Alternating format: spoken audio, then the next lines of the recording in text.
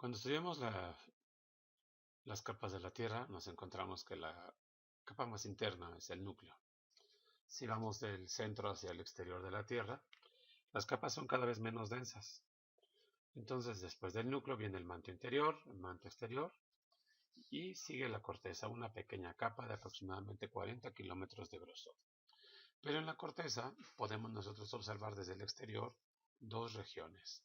Una de ellas en estado líquido, formada casi el 70% de la superficie en la Tierra, que es agua, y la otra en estado sólido, que es la litosfera. El agua juega un papel sumamente importante en nuestra vida. Se cree que en ella se originó justamente la vida. Su importancia se debe a todos los procesos que suceden en la vida y que están asociados con las condiciones físico-químicas del ambiente.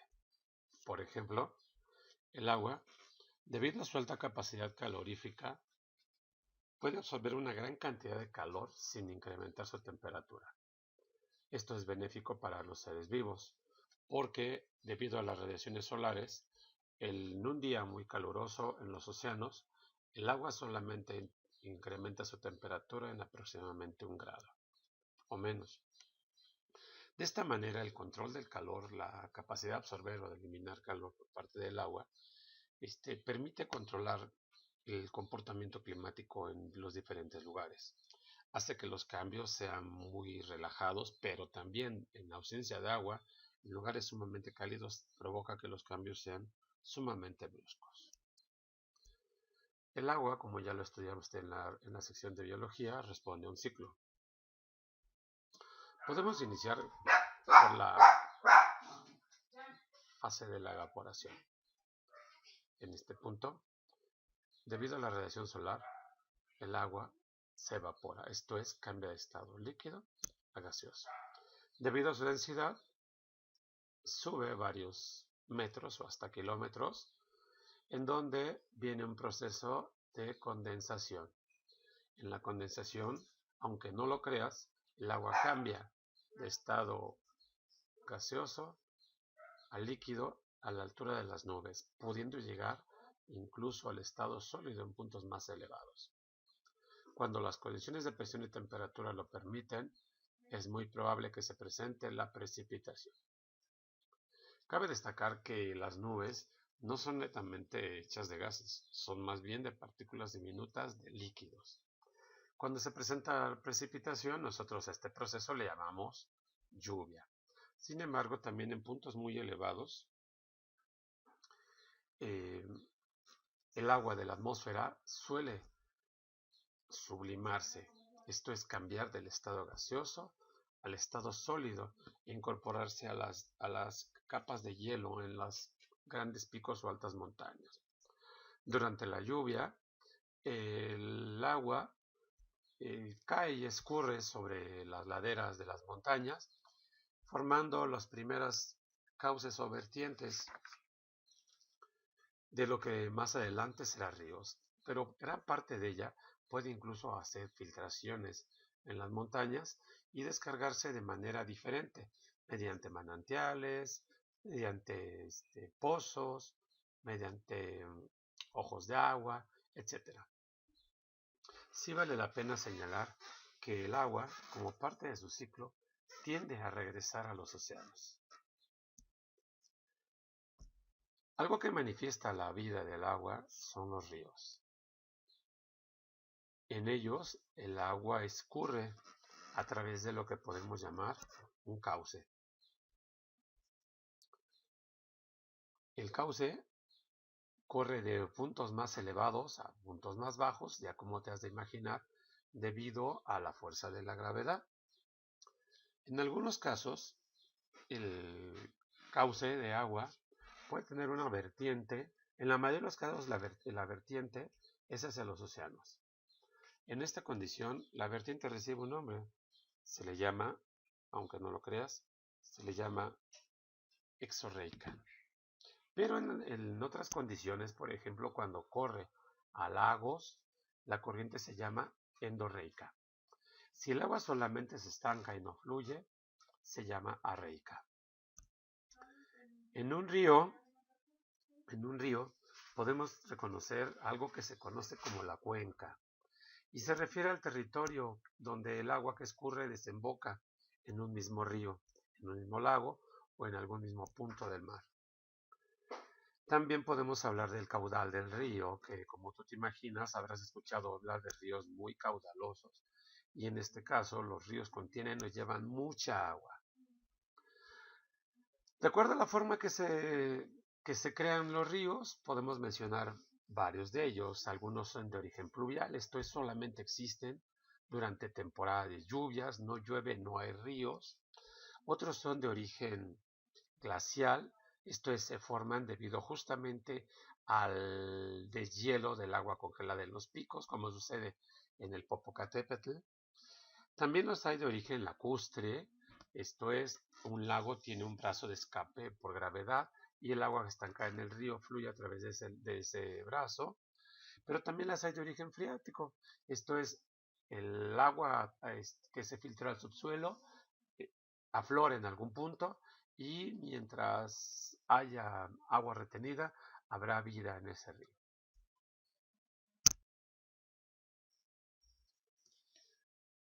Los ríos se pueden clasificar de acuerdo con su longitud o por su caudal. En este cuadro tenemos un pequeño concentrado de los ríos de mayor longitud en los 5 continentes. Podemos mencionar en África al río Nilo, también conocido como río Cajira, con una longitud de 6.671 kilómetros. En América, el río Amazonas, en la parte sudamericana de Brasil, Perú, Ecuador, atraviesa 9 países, una longitud de 4.276 kilómetros. En Asia, el río Yangtze, 5.800 kilómetros de longitud. En Europa, el río Volga, con 3.551 kilómetros. Y en Oceanía, particularmente en Australia, el río Murray Darling, con 3.500 kilómetros. De nuestro planeta, estos son los ríos más largos. Sin embargo, también los ríos pueden ser clasificados de acuerdo con su caudal, esto es, el volumen de agua que arrastran. En nuestro país, por otro lado, podemos identificar a 4 ríos del gran número, debido a que nuestro país está dentro de una zona totalmente montañosa. Los ríos o arroyos son muchísimos, sin embargo no son tan grandes, no son tan caudalosos como los que acabamos de mencionar. Destacan 4. El río Usumacinta, que lleva 900.000 litros por segundo. Aquí estos ríos están clasificados por su caudal, o 900 metros cúbicos por segundo. Le seguiría el río Grijalva, con 700 metros cúbicos por segundo. El río Coatzacoalcos, 400 metros cúbicos por segundo. Papaloapan, 200 metros cúbicos por segundo. Para que te des una idea de lo que estoy hablando, un metro cúbico contiene la cantidad de agua de uno de sus tinacos llamados Rotoplas. Entonces haz pasar 700 tanques Rotoplas llenos de agua en un segundo y tendrías el caudal del Grijalva. Haz pasar 900 tanques en un segundo y tendrías el caudal del Usumacinta, y así. Hablando de la distribución geográfica, los ríos a muchos países les sirven como fronteras. Por ejemplo, en nuestro país, en el norte, en la frontera con Estados Unidos, tenemos 2 ríos. Tal vez tú los conoces. El primero de ellos, en la parte norte, hacia la península de Baja California, está el río Colorado, que hace frontera con Sonora, y más abajo podemos ver de gran extensión el río Bravo. En el sur está el río Usumacinta, el río Grijalva, pero también está el río Hondo. Ellos hacen frontera con Guatemala y con Belice. Aquí, en este mapa, podemos identificar diferentes vertientes, como la del río San Lázaro, la del río Culiacán, el río Yaqui, la del río Pánuco, que involucra el río Moctezuma, la del río Papaloapan, que involucra la laguna de Catemaco, la del río Lerma, que involucra justamente al río Lerma, el Santiago y el lago de Chapala. También se destacan 6 de los lagos más grandes en nuestro país, que curiosamente están en una misma región. El de mayor tamaño es el lago de Chapala. Se encuentra en Jalisco. Hay otros lagos que no están destacados en este mapa, pero vale la pena, ¿no? Vale la pena observar cómo las vertientes van, por un lado, vean todos, hacia el Golfo. Entonces aquí los ríos tienen vertiente exorreica y están las vertientes hacia el Pacífico, el río Tehuantepec, río Grijalva, río Balsas, río Santiago, río San Lorenzo, o sea, hacia el Pacífico también son exorreicas. Pero en vertientes interiores como el río Aguananí, él tiene una vertiente endorreica, el río Naizas tiene una vertiente endorreica y el agua se queda dentro de la zona continental o en algún lago. Los lagos también se clasifican por la superficie que abarcan. Dentro de los 5 de mayor tamaño no figura ninguno de los mexicanos. Vale la pena destacar el lago Caspio, también conocido como Mar Caspio o el lago superior. El Mar Caspio, el lago Caspio, que se encuentra en lo que antes llamábamos la URSS. Vean su superficie, 371,000 kilómetros cuadrados. Para que te des una idea, la Ciudad de México tiene una superficie de 1,500 kilómetros cuadrados. Eso significa que el espacio, el territorio que cubre este lago es aproximadamente 250 veces mayor que el territorio de la Ciudad de México, solo para que te hagas una idea. Ya hablando de volúmenes mayores de agua, están los océanos. En este caso, el océano de mayor extensión es el Océano Pacífico, que se encuentra en la parte occidental de nuestro país. Aquí en el mapa lo podemos señalar, Océano Pacífico. Le sigue en tamaño el Océano Atlántico. Ve cuántos kilómetros cuadrados. El Océano Atlántico, que separa Europa y África de América del Norte y América del Sur, respectivamente. También el tercer océano, que es el Océano Índico, que está en esta región que observamos aquí, que es la región de la India. Aquí se ve en este pico, la India. Y los dos océanos restantes son los casquetes polares. El primero es el Océano Glaciar Ártico o Glacial Ártico, que es lo que nosotros llamamos el Polo Norte, el casquete polar del norte. Y ahí se mide una profundidad de 5,440 metros y una extensión de 13 millones de kilómetros cuadrados. Pero es mayor en tamaño el Océano Glaciar Antártico. De él no se tiene medida la profundidad, sin embargo, nosotros lo podríamos señalar en el mapa. Aquí miren. ¿Cómo es de amplio este espacio? 32 millones de kilómetros. Él ocuparía el cuarto lugar por tamaño. Le llaman la región de las nieves eternas, o era antes del calentamiento global la región de las nieves eternas. Cuando hablamos de grandes volúmenes de agua surgen ciertas preguntas. Por ejemplo, cuando viajas a la playa, ¿por qué dices voy al mar? Si esto se le llama océano. Y entonces, ¿cuál es la diferencia entre mar u océano? ¿Voy al mar o voy al océano? Porque digo, voy al mar aquí, voy al océano. Voy al mar aquí y yo no voy al océano, voy al Golfo. Vale la pena señalar aquí que se le llama mar a una extensión enorme, enorme de agua, pero no comparada con un océano. Por ejemplo, aquí donde estoy señalando, en la península de Yucatán, en esta región que abarca Cuba y demás, es mayor que el Golfo. Se le llama la región del Mar Caribe. También si me muevo hacia este lado, en la parte norte de África y la parte sur de Europa Occidental, también tengo otro mar, le llamamos el mar Mediterráneo. Entonces los mares son extensiones muy grandes de agua, pero no tan grandes como los océanos. También se les llega a llamar mares, entrecomillados, a grandes lagos, como en este caso al lago Caspio, que también se conoce como mar Caspio, o al lago superior, que también se le podría llamar mar superior. ¿De acuerdo? Ahora bien, en esta imagen, ¿qué representan estas flechas? Pues el tema que se puede hablar de ellas es sumamente interesante, porque en el norte y en el sur tenemos las menores temperaturas de nuestro planeta. Y entonces tú sabes que el planeta gira de manera continua en su movimiento de rotación, pero además se desplaza alrededor del Sol en su movimiento de traslación.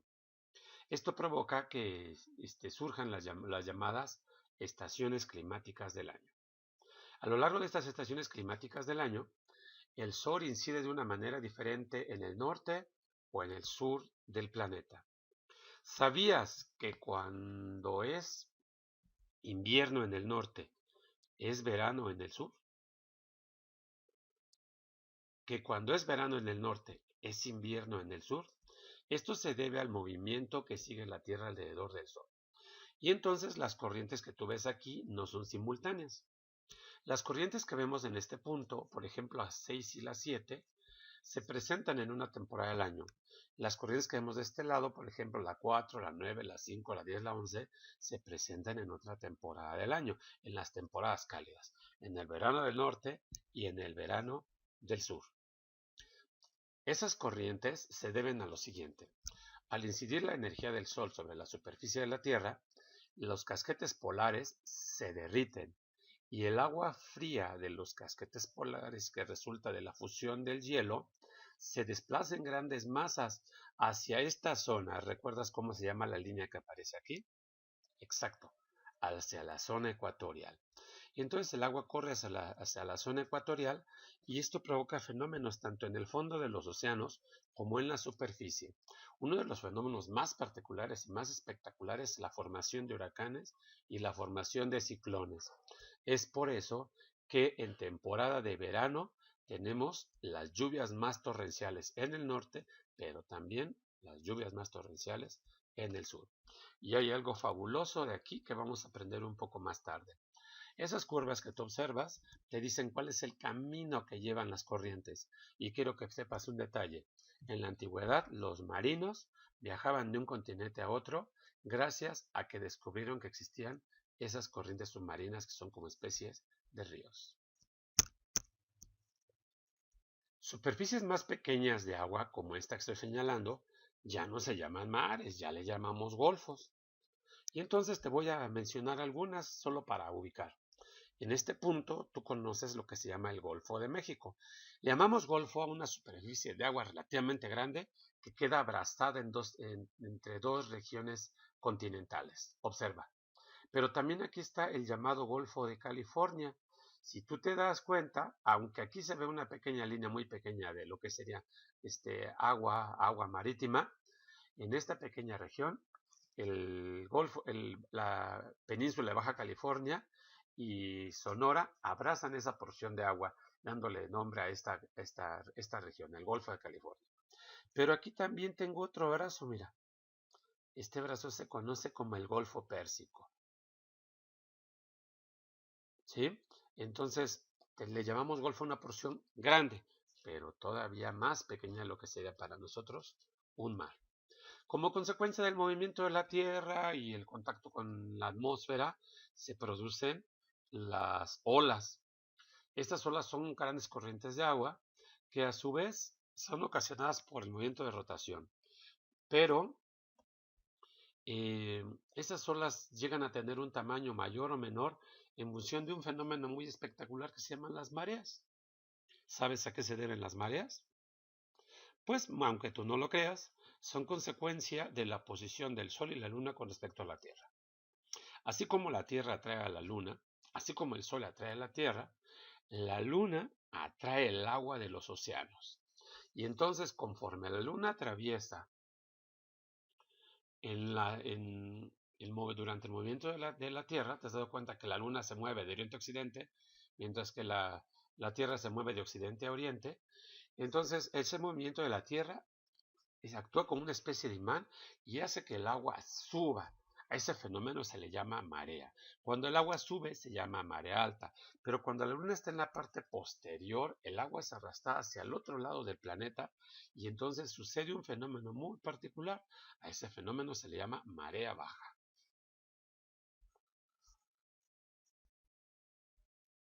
Seguramente también has escuchado hablar de las olas gigantes, llamadas tsunamis. No, esas no. Esas no son provocadas por las corrientes marinas. Los tsunamis son provocados cuando hay sismos dentro de los océanos. Llegan a desplazar agua con velocidades de hasta 80 kilómetros por hora. En este punto resulta sumamente peligroso porque hay manifestaciones tanto en la zona continental como en la zona de playas. En el año 2006, en esta región de la India y África, hubo un tsunami bastante poderoso. Eh, Murieron más de 50.000 personas como resultado de la invasión de las olas hacia los continentes. Las variaciones de presión, temperatura, humedad, la temporada del año definen la cantidad de agua que va a caer sobre los continentes. Pero también la cantidad de agua y los escurrimientos tienen que ver con el relieve. Y nuestro país, como tú lo recuerdas, es considerado como un país mega diverso. Casi el 12% de todas las especies del mundo están en México, solo para que te des una idea. ¿Y esto a qué se debe? Pues es muy sencillo. Observa cómo nos encontramos abrazados y arropados por el Océano Atlántico, por el Mar Caribe, por el Golfo de México, por el Océano Pacífico y por el Mar de Cortés en la península de Baja California. En la siguiente sección hablaremos un poco sobre climas, que tiene que ver con este precioso mapa.